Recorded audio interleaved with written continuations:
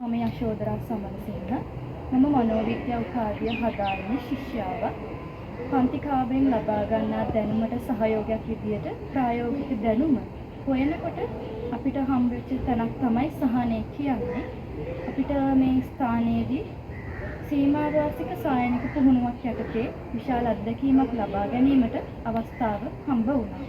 මේ කාලය තුළදී අපිට විවිධ ක්‍රියාකාරකම් වල නිරත වීමට අවස්ථාව හම්බුණා වගේම අද දින අපිට හම්බ වෙච්ච ක්‍රියාකාරකම් තමයි සහනය සේවාලාභීන් සමග පැළ සිටුවීමේ ක්‍රියාකාරකම. මේ ක්‍රියාකාරකම් සිදු කරන අතරතුරදී අපිට සේවාලාභීන්ගේ විශේෂ හැසිරීම් රටා හඳුනා ගැනීම අත්දැකීමක් විදිහට එකතු කරගන්න පුළුවන් වුණා. මේ අවස්ථාවේදී අපි දැනගත් එක දෙයක් තමයි මේ සේවාලාභීන් ගෘහස්ථව සිදු කරන ක්‍රියාකාරකම් වලට වඩා පරිසරය සමග සිදු කරන ක්‍රියාකාරකම් ඉතාමත් උනන්දුවෙන් වගේම අවධානයෙන් කරපු විදිය අපිට නිරීක්ෂණය කරගන්න පුළුවන් නේ.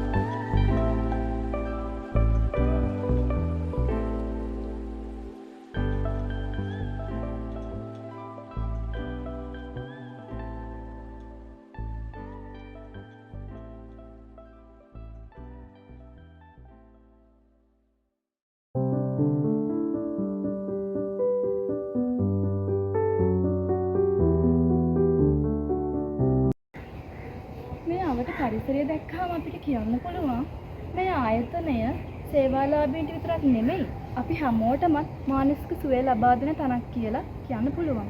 ඉතින් ඔයත් පන්ති කාමරේ ලබා ගන්නා දැනුමට අමතරව ප්‍රායෝගික දැනුම හොයන කෙනෙක් නම් දැන්ම ජාතික මානසික සෞඛ්‍ය සභාව සහනය ආයතනයට සම්බන්ධ වෙන්න. ස්තුතියි.